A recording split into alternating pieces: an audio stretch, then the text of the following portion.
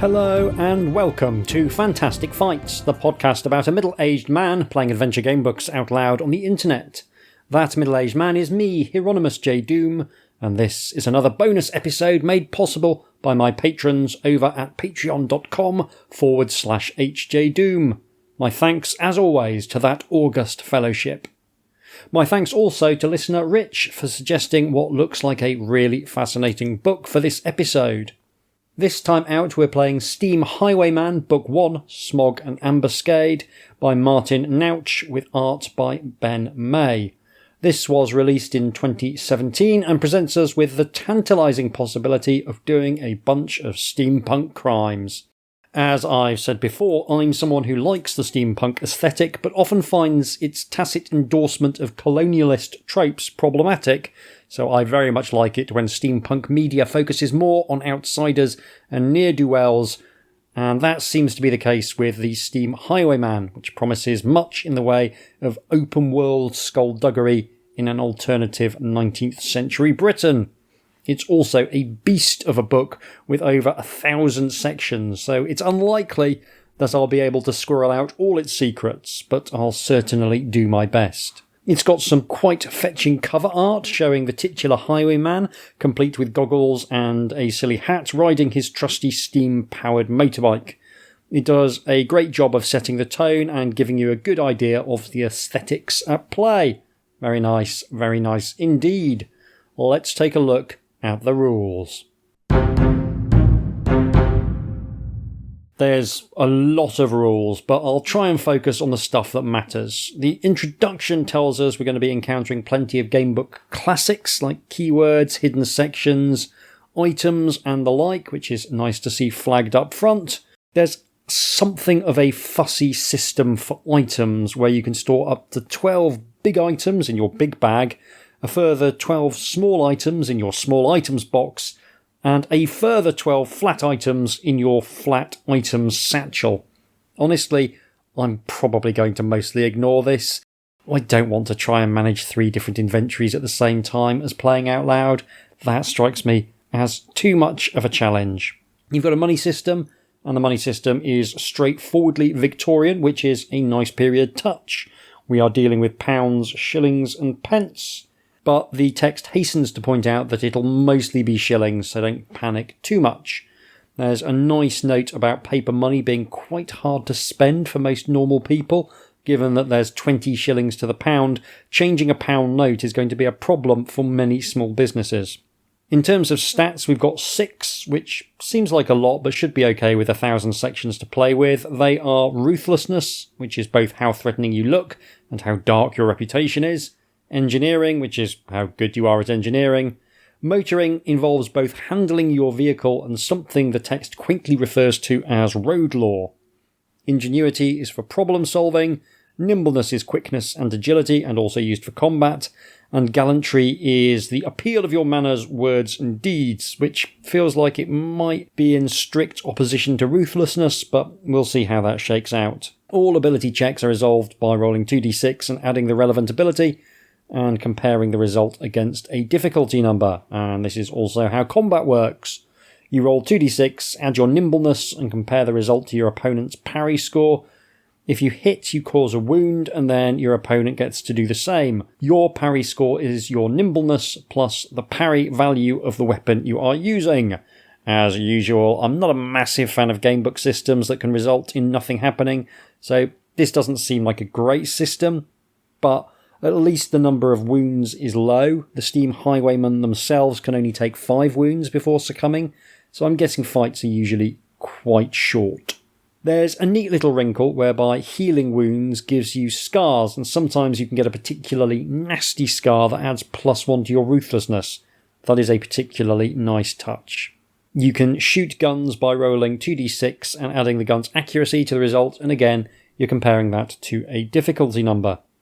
There's also scope for things like reputation, doing great deeds, and a rather nice system whereby you gain solidarity points for acting on behalf of the downtrodden people of Britain against their capitalist oppressors.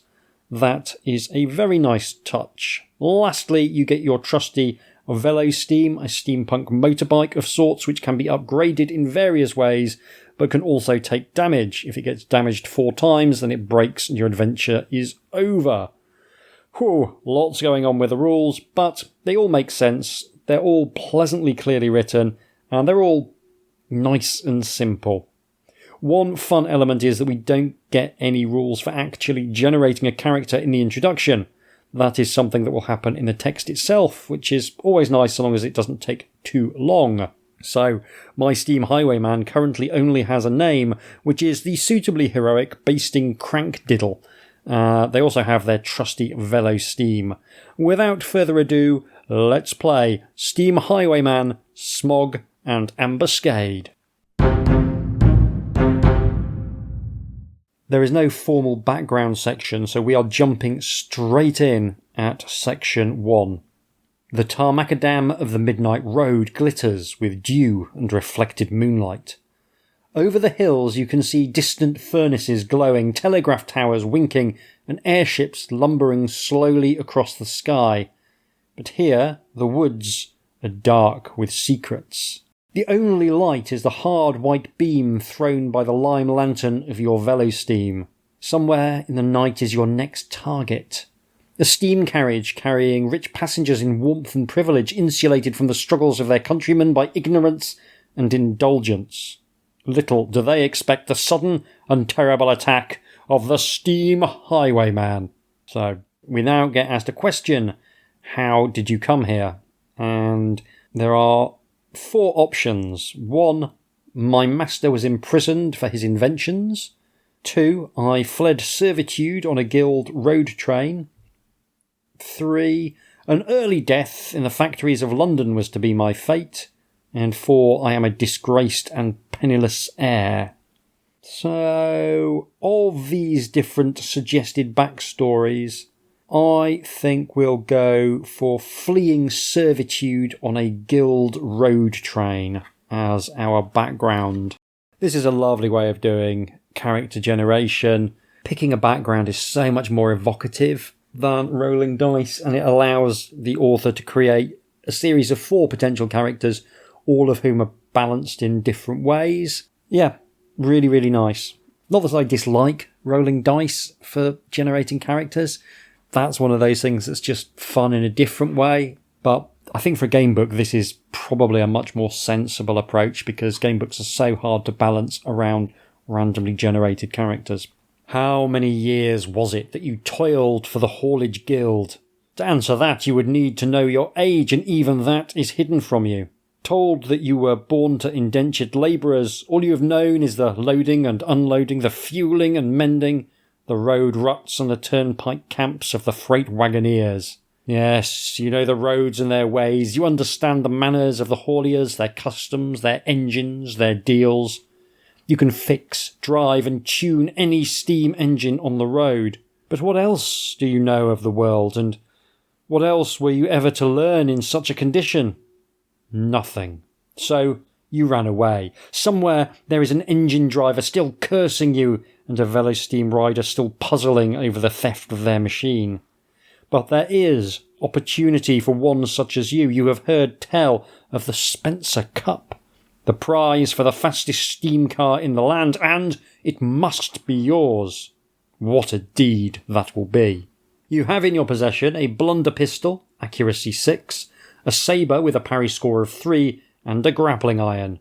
Your ability scores are Ruthlessness 4, Engineering 5, Motoring 6, Ingenuity 3, Nimbleness 3, and Gallantry 3. So, we are slightly intimidating, very good at handling our velo steam and repairing it, and that.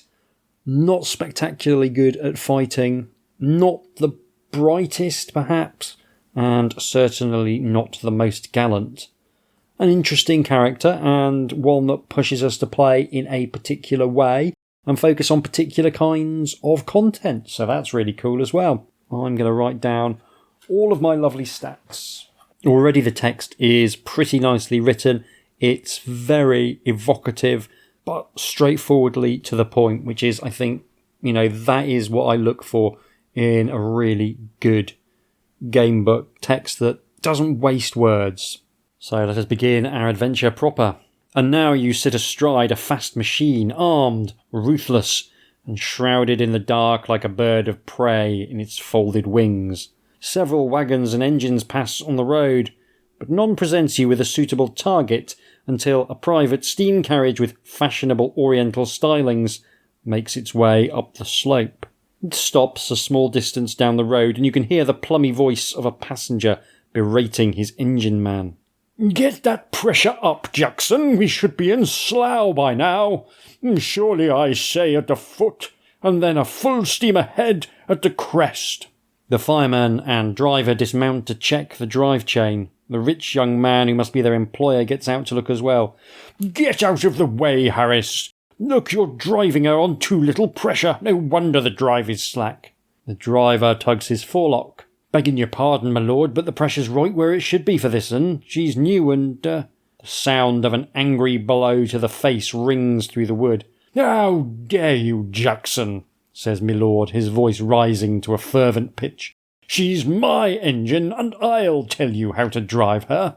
You are perfectly placed to teach this son of privilege a thing or two. All that remains is to choose the manner in which you will deal with him. You can use your natural ingenuity to try and fool him, your ruthlessness to terrify him, or you can attack him without warning and knock him down. Well, we're not particularly good at being clever, we're not particularly good at fighting, but we are a little bit, I would say, more ruthless and impressive than average, so that's going to be the approach I think we will take. You draw yourself up to your full height, raise your blunder pistol and your sabre, and look him straight in the eye. "Your life is forfeit, my lord.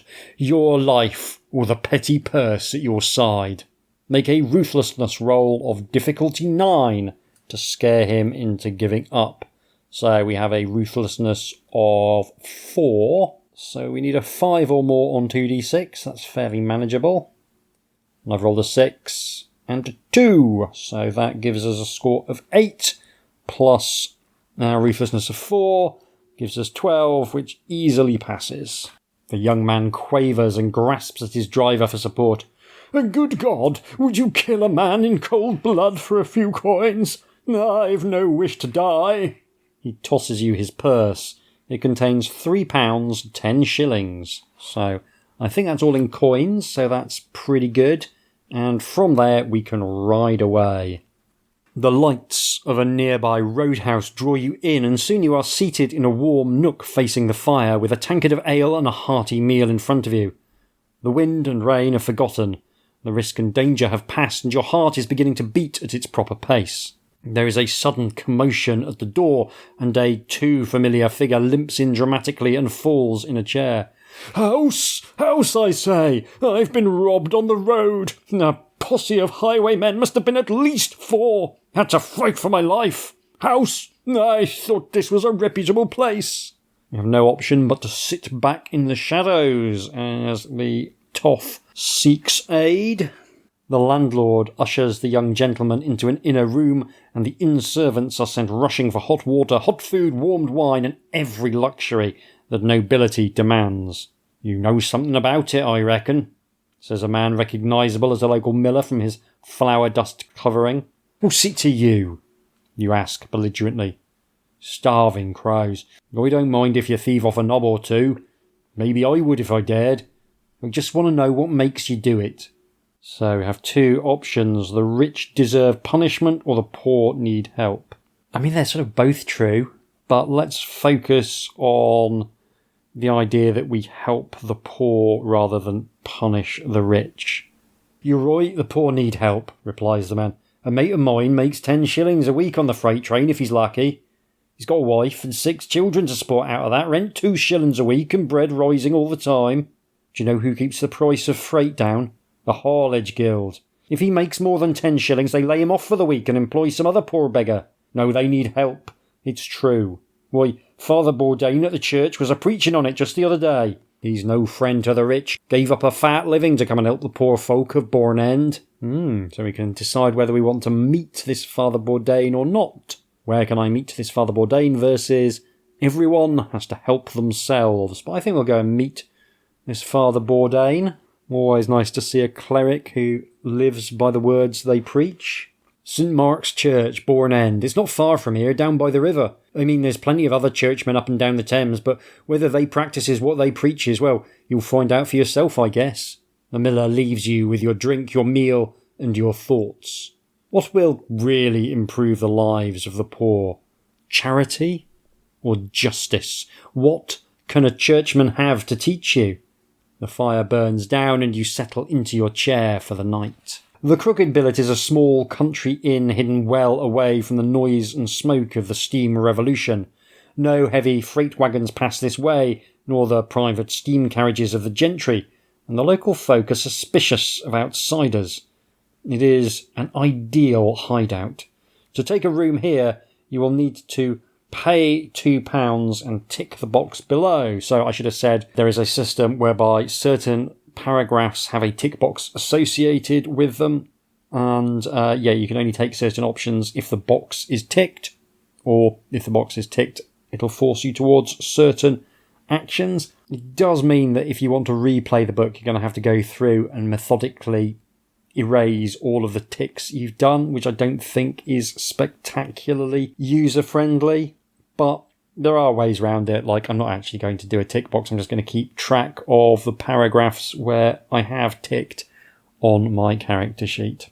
Do we want to take a room here for £2? I mean, I'm fully healthy at the moment, so I could rest in my room if I take lodgings, or I could study the map on the parlour wall or leave the inn. Let us have a look at the map on the parlour wall.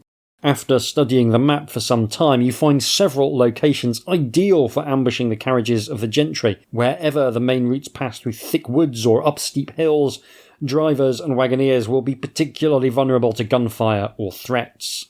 At Cutthroat Wood, the road between Oxford and London has to climb out of Loudwater. Nearby woods offer you hiding places and getaway routes. Between Marlow and Maidenhead, the steep road to Dinky Down Wood also looks promising, while the stretch of the Bath Road running through to Maidenhead Thicket is sure to offer opportunities to the enterprising road pirate like yourself. So we can return to the parlour, going back to the paragraph we came from, or we can leave the Crooked Billet. Well, any and all of those sound like tremendous opportunities for a bit of road piracy, so let's leave the Crooked Billet. You are midway along the dusty little thoroughfare known as Sheepridge Lane. This tiny road bypasses Bourne End entirely and runs between Flackwell Heath on the high ground and the Marlow Road beside the river. High hedgerows fringe the roadway, and nestled between the trees stands the Crooked Billet Inn. So we've got some choices. We can enter the Crooked Billet, we've done that before. We can ride towards Marlow, we can head towards Bourne End, or drive towards Flackwell Heath. I'm going to say no to Bourne End because I think there's an old saying about not defecating where you eat, and I think that's a little bit too close to my hideout at the Crooked Billet Inn, so it's either Marlow or Flackwell Heath. Let's go to Flackwell Heath because that's the most amusing of the two names. You steam through Flackwell Heath, its cottages strung out along the hilltop road. This place is known for its cattle breeding and its strong ale. So we could stop at the Inn of the Three Horseshoes, head east towards Woburn Green, head northeast to Loudwater, head northwest towards Winchbottom Lane, or ride down Sheepbridge Lane. I think Sheepbridge Lane was the one that suggested was a good spot for a bit of the old ambushing. So let's go there. No, let's not go there. That's, I think, the one we just came from. So we'll go to Loudwater instead. Riding into Loudwater, you can't help but notice the dirt and poverty. Children play in the street, risking death as the heavy freight wagons and speeding carriages pass by. Squalid terraces are squeezed between the mills and the factories. Costermongers sell from barrows half empty, offering vegetables or rich families' leftovers to the inhabitants. So we can visit the lame engineer here if we have the assistant keyword, which we don't. We can leave town towards Wickham. We can take the road to Cutthroat Wood, take the lane to Woodburn Green, or head towards Flackwell Heath. Well, I think our plan was to go to Cutthroat Wood, because that was a good spot for doing some Highwayman stuff. This isn't the most thrilling section of the book, but it is giving a nice sense of actually being able to travel, which you don't always get rendered as well as this. So that's nice. The road to London climbs a steep hill here through the wood, and countless years of hooves and wheels have dug a cutting or holloway into the ground. Narrow, dark, and shaded, this place is known to all as Cutthroat Wood. So we can prepare an ambush here, we can ride south, we can ride west, and we can ride east. And of those, the east ride takes us to the Reeking Metropolis, which is, I believe, book 3 in the Steam Highwayman saga. So that's kind of cool. I think we saw that last with one of the big open world fantasy adventures we did, where there were ways and means to travel between different books. I like the idea that if you do the right things, you can actually do all 6, because there's 6 planned titles in this series as one gigantic game book. I think that would be really great fun for a certain type of person. It's not me. That certain type of person is not me. I do not have the attention span for that sort of thing. But assuming the author can pull it off, that is going to be a monumental accomplishment. Anyway, we're going to prepare an ambush here because that's why we came here in the first place. You carefully hide your Velosteam behind a thicket of brambles and overgrown hazel coppice. Once you have found a place to wait, you will be able to pick off the passing traffic. Roll 2 dice to see how you fare. So we've got a little table, and 2 to 4 is a constable's patrol. That seems bad. 5 to 6 is an empty road tonight, and a 7 plus is a private steam carriage. So we want a 7 plus, and we get boxcars. Double 6s.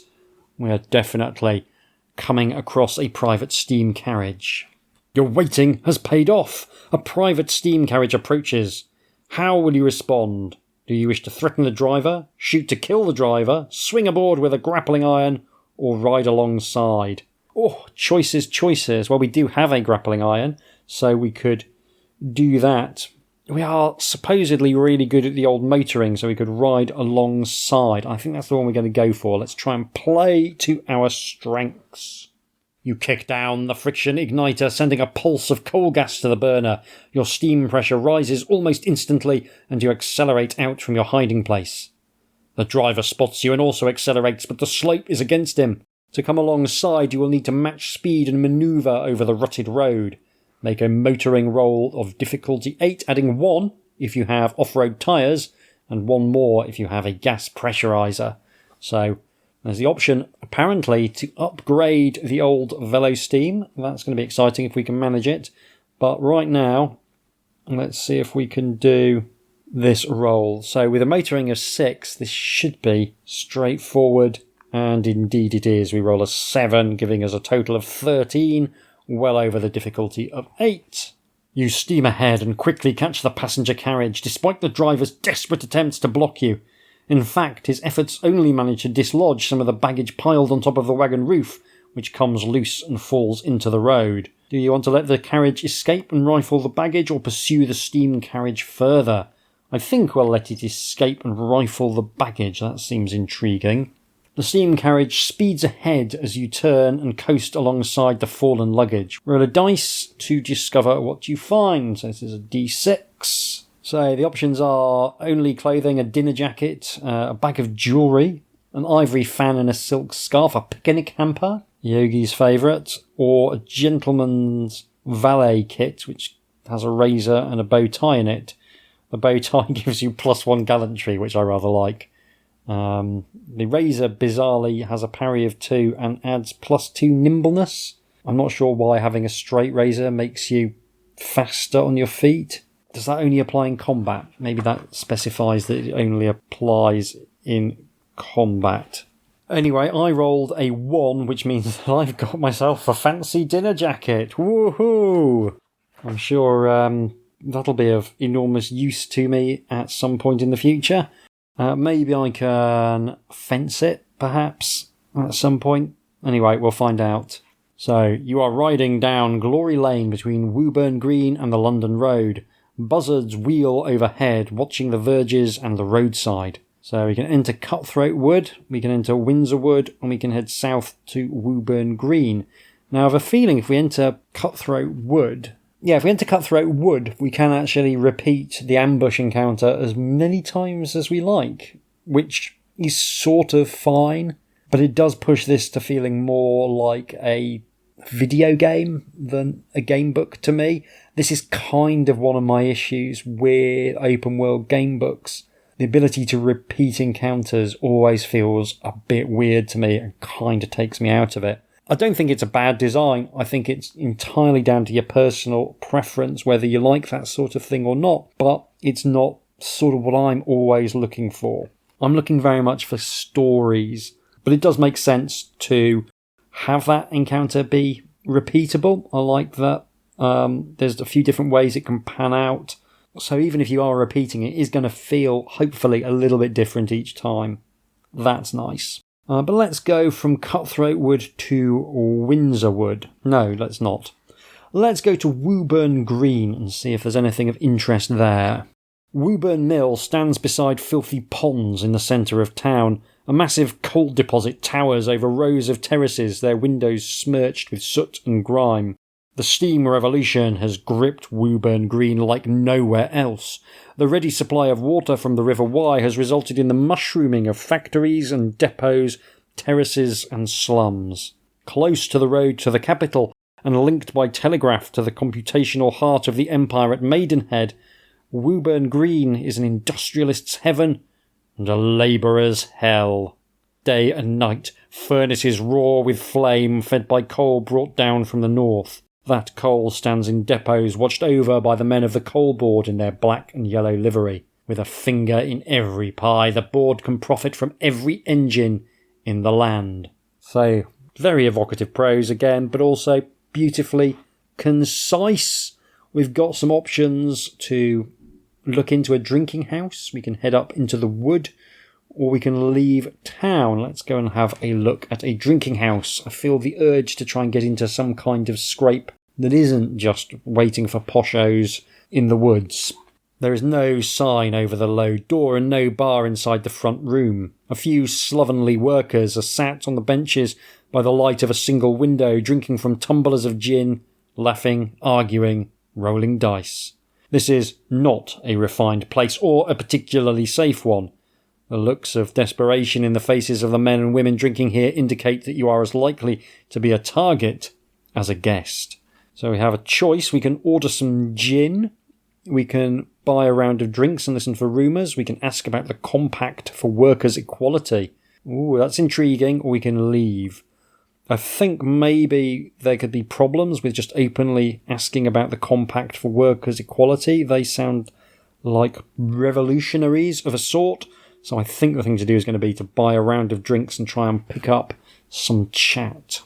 When you announce that you are buying drinks, the barman looks at you in disbelief, then whistles loudly. More faces look in from the door.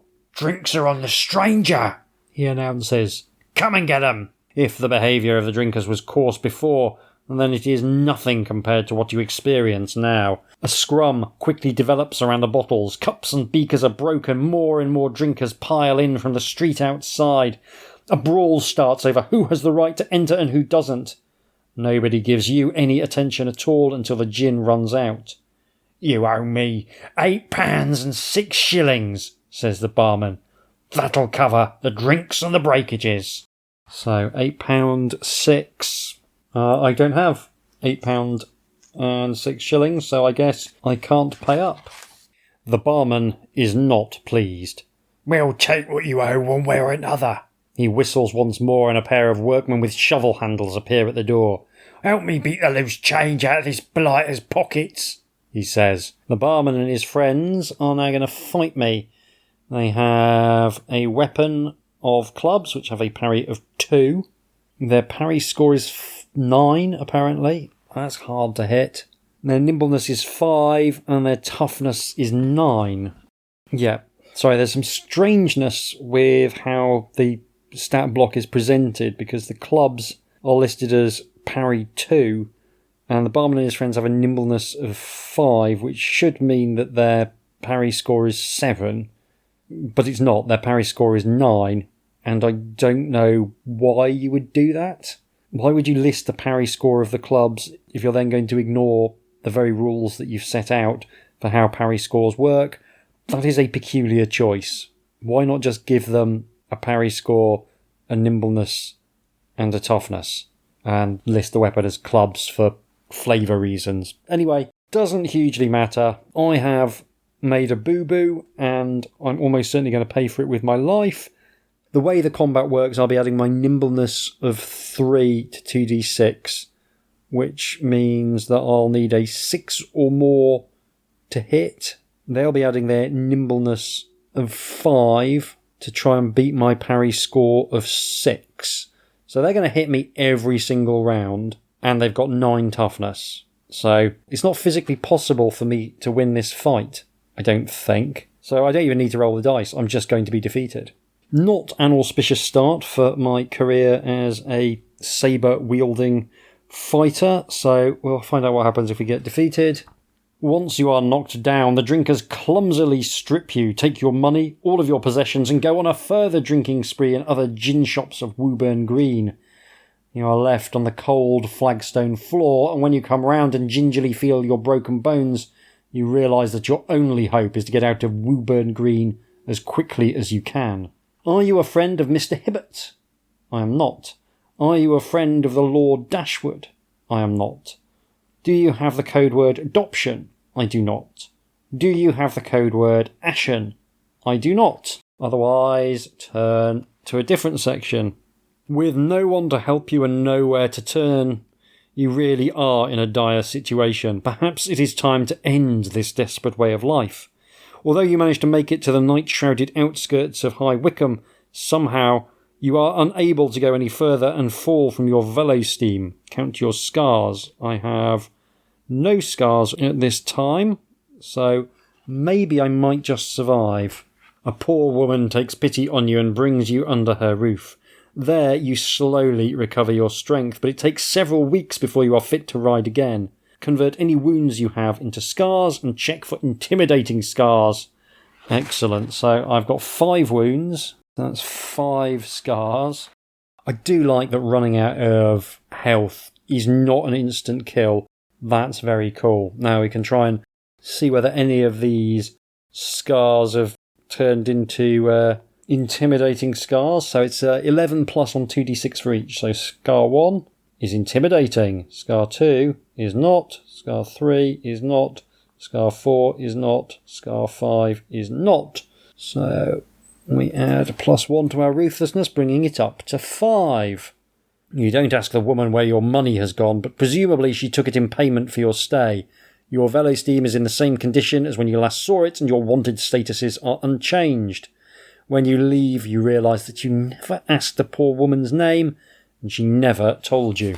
So, this is going super well. We now have 0 money, we have no weapons, and we don't even have a dinner jacket. Parry score is accordingly reduced to 3. The market town of High Wycombe is flourishing in this age of steam and telegraphy. The local woods are full of furniture makers, woodworkers, charcoal burners and craftsmen whose work is in demand up in London. Investors from the city come here and buy up the land, sending prices rocketing in the region and making many rich. The Oxford Road along the Wye Valley is a crucial supply network, and the tolls charged by the town council are paying for new roads, new houses, and lining many a pocket. It is rumoured that if the Freight Guild's stranglehold over Parliament can be broken, the railway will reach here within a year. Factories using the water and wood are springing up together with rows of hovels and tenements. Warehouses extend along the roads towards Loudwater and West Wycombe, spreading over the cheaper land.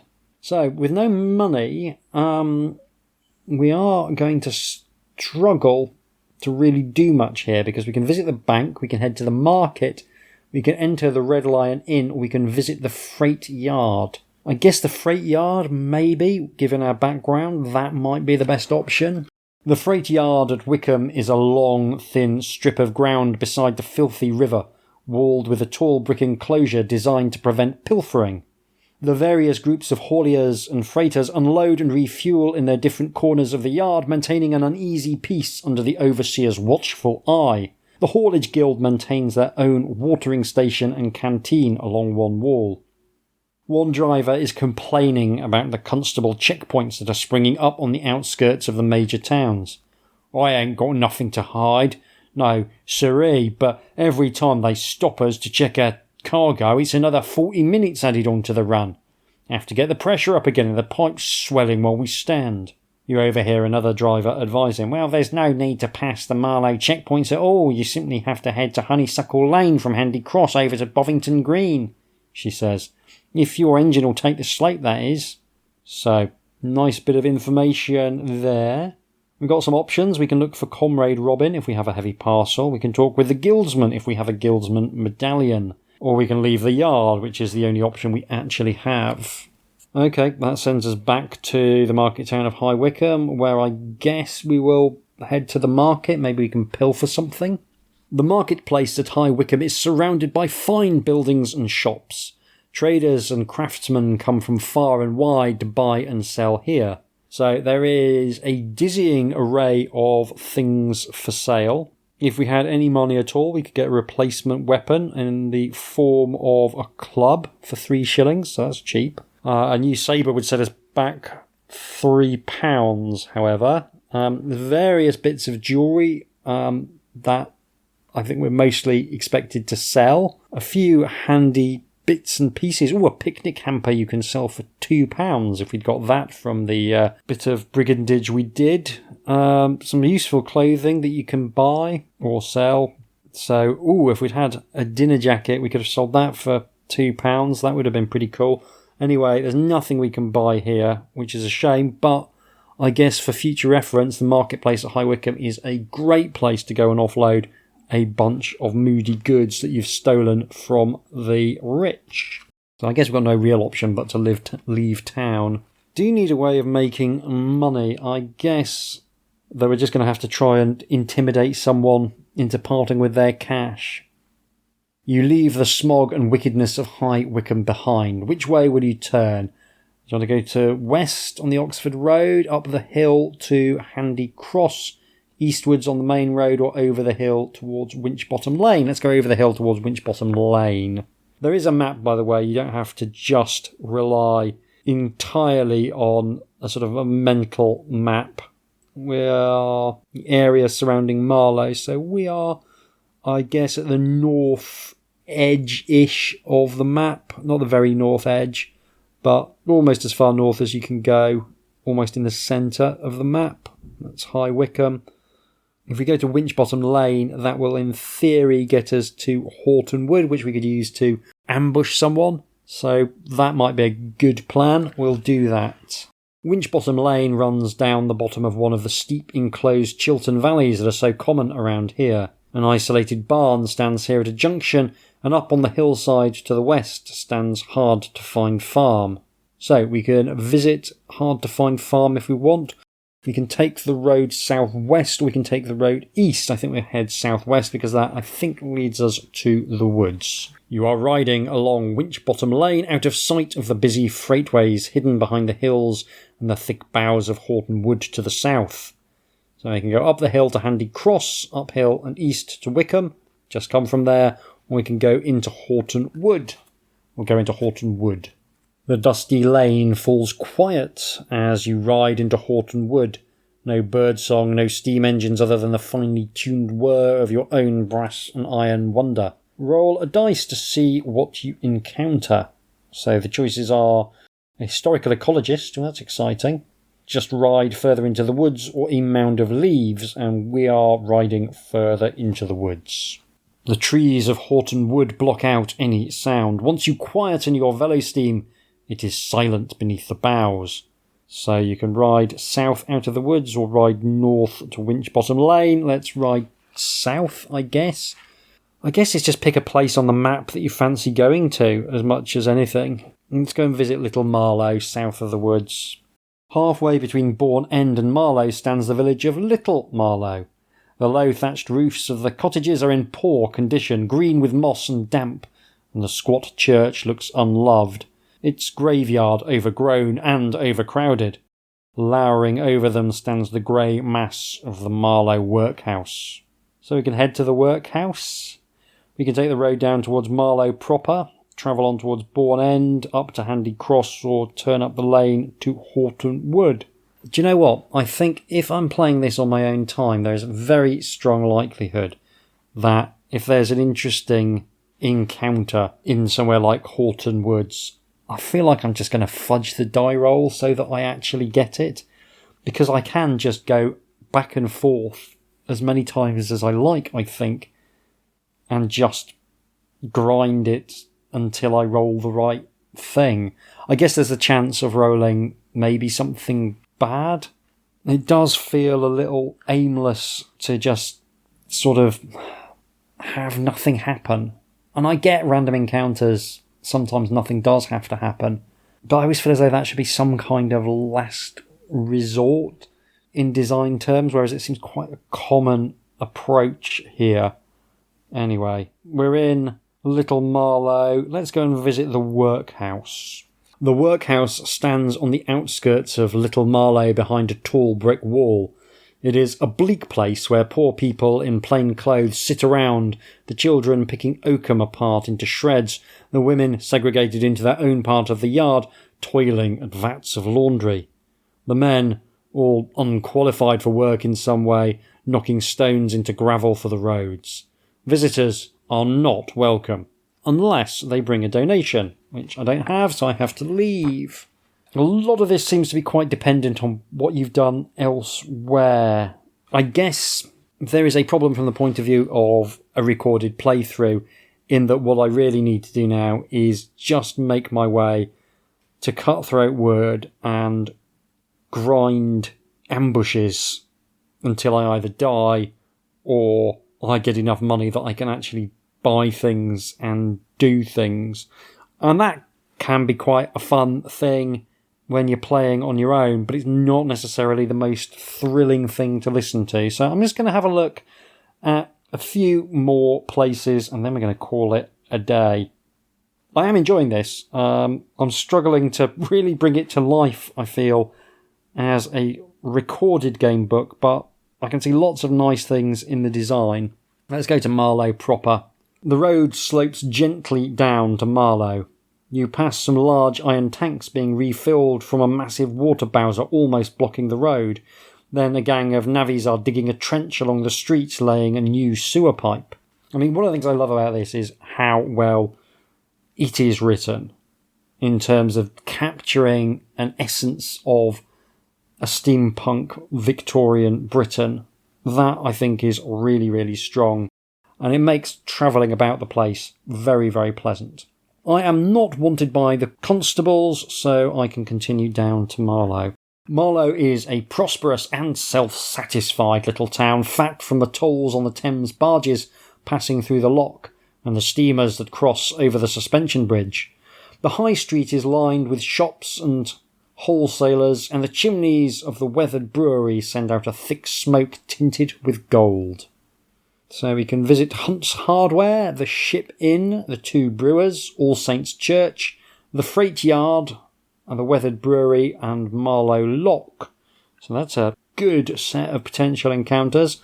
I'm going to go to All Saints Church, not least because one of the very nicest churches in Northampton is All Saints Church, a beautiful building. All Saints Church has a fine flint and stone facade and an elegant spire rising beside the river. It is a recent building testifying to the prosperity of the people in Marlow, and inside rich colours dapple the floor where sunlight streams through painted glass.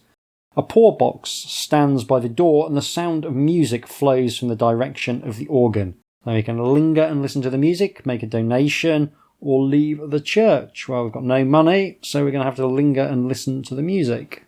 If you have the code word burnish, something happens. Otherwise, the organist is playing something slow and mournful, beginning with low, quiet phrases that pass like waves in a dark river. The chirping pipes of the upper register only accent the sorrow and the loneliness of the writer. It is a plea in melodic form, a prayer or request, resigned, not desperate, all the sadder for the tinge of hope that looks upwards. And then, as you listen, the organist segues into a livelier piece, the answer to the prayer, the thankfulness of cascading brassy pipes punching rhythmically and exuberantly. The same flowing melody is there beneath it all, but transformed from sorrow into joy. At the end of the piece, you move to catch the eye of the organist. It is a young man, clumsy in his movements, except as his hands fly over the keys and stops. The vicar has crept up to your side and speaks from your elbow. Gregory doesn't understand if you thank him. He understands very little even of the creed, but he undeniably has a gift for playing the machine. It relieves him and saves us all from his rages. I have complaints that we should find another organist, one more able to converse with the congregation, to teach the choir, but he's very territorial and won't let anyone near the organ, not even me. So I let him play. The vicar sighs. It is a shame. We could be quite a successful church if it weren't for the old ways that cling. You have now no option but to leave the church. And I think on that sort of odd, melancholy and pleasantly surreal little episode, I'm going to pause the recording. This is a fascinating prospect. I'm going to go away and play it on my own time. I'm going to restart because I just feel like this particular Steam Highwayman's adventure is actually over, and they would be very well advised to just settle down as, I don't know, a beggar or something, sell the Velo Steam and try and pick up some work as an engineer. I feel as though this is someone who has no real knack for the desperate life of the outlaw.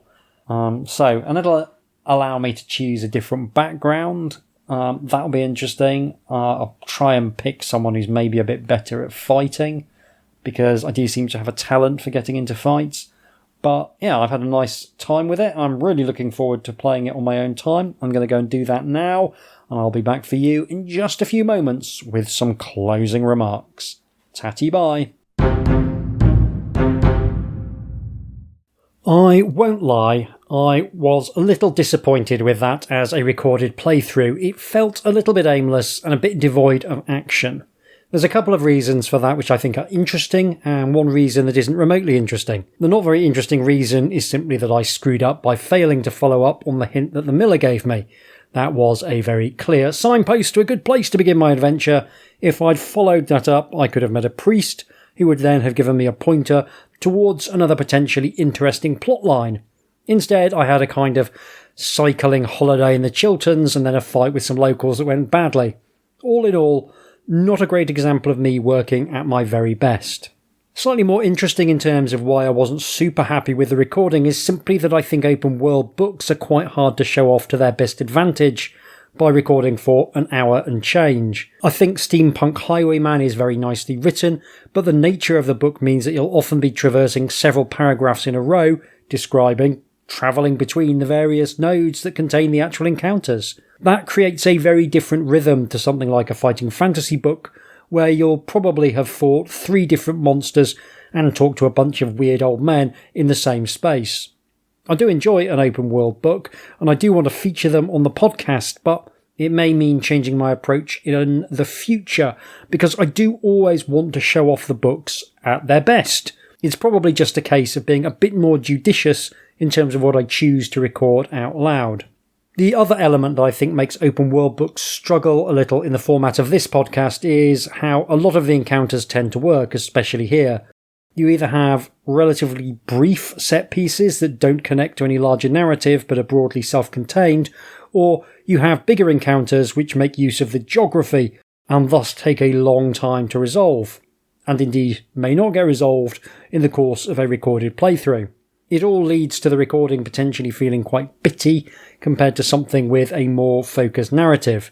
This is something I'm going to look at in more detail because I think, quite aside from the challenges of making this podcast, I think it's one of the key ways in which open world books provide a different experience to something like a fighting fantasy book. Now, Steam Highwayman, Smog and Ambuscade is a tough book to review.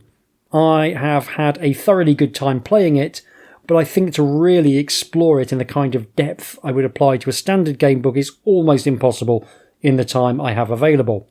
That's perhaps the first thing I can say in the book's favour.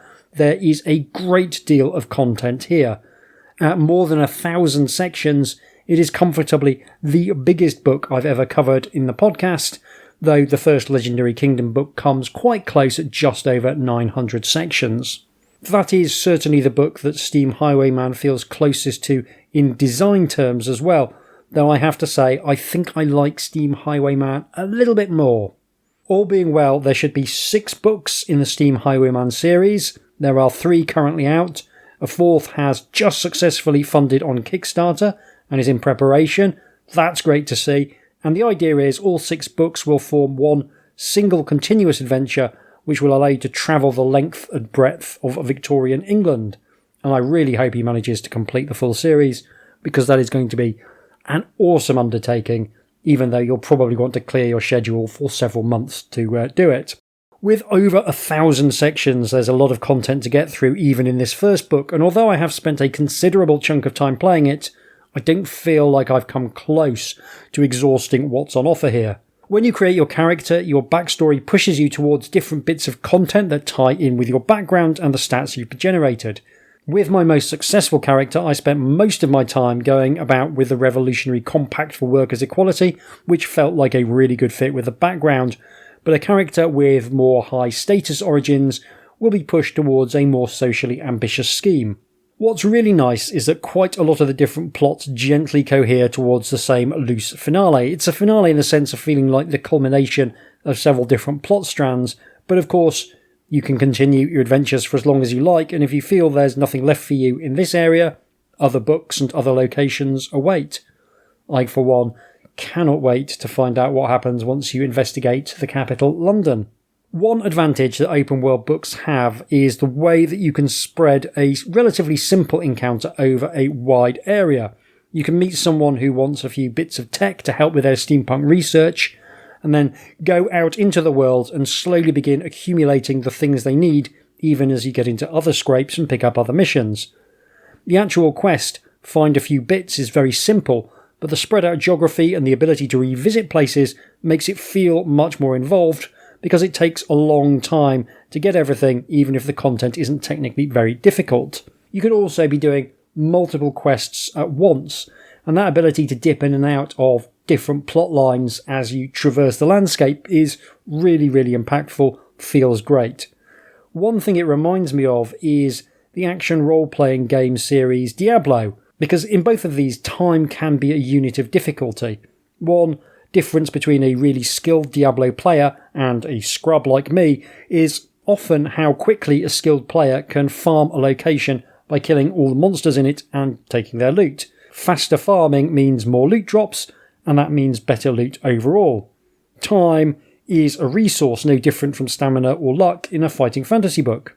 Open world adventures like Steam Highwayman are able to deploy time in really interesting ways to create a challenge that doesn't feel like anything else in the gamebook space. Something that goes along with this is taking notes. Steam Highwayman doesn't hold your hand when it comes to finding content, and with a generous map filled with detail, if you don't write down everything interesting, you will find yourself coming unstuck sooner rather than later.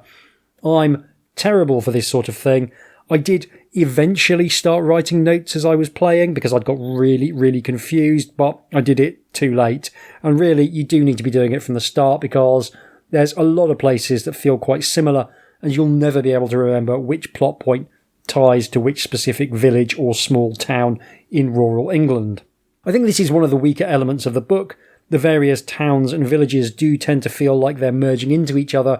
It can be hard to remember whether you've drunk at the local pub or explored the market or what have you, because so many of these places feel quite similar indeed.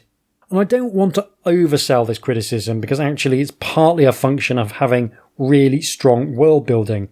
The world of Steam Highwayman feels remarkably grounded beneath the veneer of fancy Victorian steampunk technology, and I rather like that. The average farm worker or shopkeeper hasn't seen their lives change that much despite everything, and I appreciate that stream of social realism. There's also a kind of Pokemon-esque real ale thing going on, where every pub has a different beer, which all taste different and which you can write down to keep track of them all. I'm guessing the author is quite keen on a drop of real ale. There's tremendous affection shown in the different descriptions of all the various pints you can sample. There are plenty of good over-the-top steampunk elements to the narrative as well. This isn't the gamebook of the ragged-trousered philanthropists, but I appreciate the grounded elements pertaining to the underclass. Another strong element of the world building is the characters, and in particular their social roles. There's lots of variety in the characters you'll interact with, and that helps with the fact that the settings that they inhabit do tend to blur together somewhat. They all stand out, especially the ones connected to the various quests, and they get used well to illustrate aspects of this steampunk world. You can meet the boss of a brewery. She's an ideal character considering the prominent role that beer plays in the game, and her mission involves using a difference engine to try and create a new type of beer. It simultaneously highlights both the presence of a crude computer in this world, and also, by virtue of needing to find relevant hole-punched cards to make it run, the computer's very mechanical quality. I really like also that there's a pair of brothers running a steampunk fairground and feuding over who gets to run the show. It's a nice story, but again it provides some details that make the world feel real and feel more explicitly steampunk. Even the random highwayman ambush encounters have lots of nice details about the social roles of the people you're mugging for cash. There's larger story elements too going on in the background. There's a lot of weight placed on different factions within the world. I enjoy how the constables, the police force of this world, are depicted as being another faction jockeying for position rather than being politically neutral. Policing in the real world is never politically neutral, though a surprising amount of art does try and depict it as though it is. It's impossible to have a state-sanctioned monopoly on violence against citizens and not wield considerable political power on the back of that, and this book depicts that very nicely. I also really like that exploring the world and making friends will give you places to escape or hide from the various constables if you find yourself on their radar. There's also some nice details of the various guilds holding other monopolies such as the Transportation Guild or the Coal Board, and it all shows you a society that combines the worst excesses of capitalism and imperialism, which I think is a neat backdrop for an adventure. The quality of the world building helps to ameliorate some of the issues that come from an open world design, specifically the repetition. Because you can go anywhere and do at least some of the content in whichever order you like, there needs to be a focus on repeatable encounters, and that means putting the player very much in charge of what happens at each point. This means that the one thing open world books are very bad at, it's plot twists and surprises. In a traditional game book, you can, should you wish, suddenly have the player turned into a vampire halfway through out of nowhere, and make the second half about trying to turn back into a human or live as a vampire. That is much more difficult to do with an open world design because suddenly every encounter needs to know whether or not you've already turned into a vampire. You can technically do it, but it's going to eat a hell of a lot of paragraphs along the way.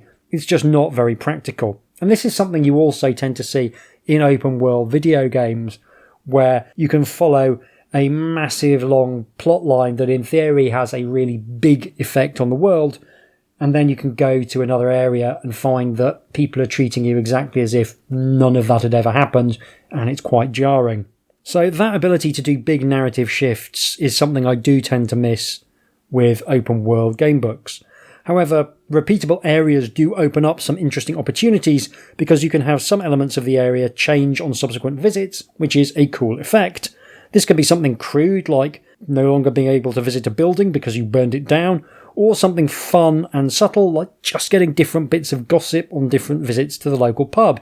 There's lots of this kind of thing in Steam Highwayman, and it feels like the author is taking full advantage of the strengths of the format to show progression over time. Time is necessarily a bit weird in open world gamebooks. It's a bit weird in all gamebooks, but I think it's weirder in open world ones. It doesn't matter how many weeks you've been on the road, if you go to location X for the first time, the encounters will be exactly the same. Steam Highwayman deals with this issue of time in the most sensible way possible. Firstly, it scatters a few random encounters in to try and create the illusion that things are different on different visits to certain locations. At the various ambush points, for example, you can wind up with a number of different potential targets, and even if you get the same one twice, some randomised loot will help make it feel at least a bit different. Though of course you can, if you wish, break the illusion by going to the same place over and over again, but if you're prepared to meet the book halfway and play with a degree of role-playing in mind, it definitely helps paper over some of the temporal oddnesses. The other thing it does to address the issue is simply to ignore it and write it in such a way that it doesn't draw attention to it more than it has to. Time of day is rarely specified except in passing, and you'll never see a reference to the day of the week or anything else that would pin a portion of the narrative down. There's a few points where it's clear that a section takes place over several days or even longer, and this helps create a sense that you are eating and resting regularly by saying that you eat some food or that you go to sleep, even though that's rarely directly addressed in the text. It's the only approach you can really take, but it does require a bit of careful writing to get it right, and I appreciate the skill shown here. It's all about the smoke and mirrors and just not drawing attention to it. Mechanically, there's nothing much going on here that you're going to find especially surprising. You've got a lot of stuff to record, starting with a whole host of formal keywords that all start with A for some reason. You've also got a bunch of things that act like keywords but are recorded in different ways, such as the names of people you're friends with, items, whether or not you're wanted by various factions within the game, and so forth. On top of that, there's also tick boxes in certain locations, which is yet another way of effectively doing keywords. The various different approaches have subtly different purposes, not least in how obliquely they allude to the thing that they're recording, but in essence they're all simply tracking things you have done in the game. There always needs to be a lot of these in open world books, and by presenting them in different ways, the author does help to manage the cognitive load. When you're looking at your character sheet, knowing that you are wanted by the constables gives you a lot more information for a general approach you need to take than an ambiguous keyword like alacrity, which is tied to a very specific plot point. The one thing I would like to single out is actually the combat system, which works differently in practice to the way I was expecting. With rolling to hit for each side, I was expecting a lot of fights where nothing much seemed to happen, but actually that is not at all the case. Fights are rarely a 50-50 situation. Either you or your opponent or both will usually be hitting almost every round. With only 5 wounds on your side, I found several quite nail-biting fights where my opponent only had a couple of wounds themselves, but they were hard to hit, and would hit me each and every round almost without fail, which made for an exciting but thankfully brief combat experience. It's still possible for nothing to happen if the numbers just work out that way, but in practice I found it a rare occurrence. This is the best implementation I've seen for the take it in turns to kick each other in the shins approach to gamebook combat. I also really like that the damage system means that death is not certain even if you lose a fight. You might be reduced to square one, as indeed I was, but if you've got a few good contacts, some gear stashed in a useful place and some money secured in the bank, you can get back on your feet fairly quickly if you've been playing for a while. The scar system essentially acts as a secondary health system, which makes it so that you can't get the stuffing knocked out of you forever. Sooner or later you'll be too beaten up to continue the life of a Steam Highwayman, and that feels appropriate. There's no limit to the number of scars you can get, but once it goes above 12, your next brush with death will likely be your last. This is a great system for making sure there are penalties to losing fights, but that they take a good long while to kick in, an important element given what I've said about this book treating your time very much as a difficulty resource. Overall though, the thing I like best about Steam Highwayman, Smog and Ambuscade is the sense of being a tourist in a really vibrant and exciting world. It's a place I can explore on my own terms and using my own initiative, and there is so much pleasure in being able to discover more about this wonderful setting. I think it's much more exciting for me to explore than generic fantasy world number 347, and I like generic fantasy worlds just fine. It highlights how much setting matters to me. With an open world gamebook, the world needs to be somewhere that demands exploration on its own terms to compensate for the weaker narrative structures on display. It's got me thinking about how I would do my own open world book. Not something I've really tried, but I very much doubt I could turn in something as good as this one. It's absolutely my favourite open world book so far, an absolute pleasure to play. I should also mention that the artwork is pretty good, and while I wish there was more of it, I'm also appreciative that it is present, and that it's good old-fashioned illustration work with strong fundamentals and nicely rendered backgrounds. I think that is everything I have to say about Smog and Ambuscade. I'm certainly going to play the next book in the series at some point, though I will have to think about whether or not it'll work for the podcast. If you like this style of book and enjoy steampunk even a little bit, then I think getting a copy of this is an absolute no-brainer. It's tremendous. Next episode, we are going to be playing another Jonathan Green fighting fantasy book in the shape of Howl of the Werewolf. I love a werewolf, so I'm very much looking forward to this one. If you want to get in touch with me in the meantime, you can do so by emailing me at hjdoomretrofun, all one word, @gmail.com, or by following me on Blue Sky. If you like this podcast, why not consider leaving a rating or a review to help other people find it as well. Don't forget, I'm still reviewing terrible movies over on Popular Antiquarian. Thank you very much for listening, take care, and I'll see you soon.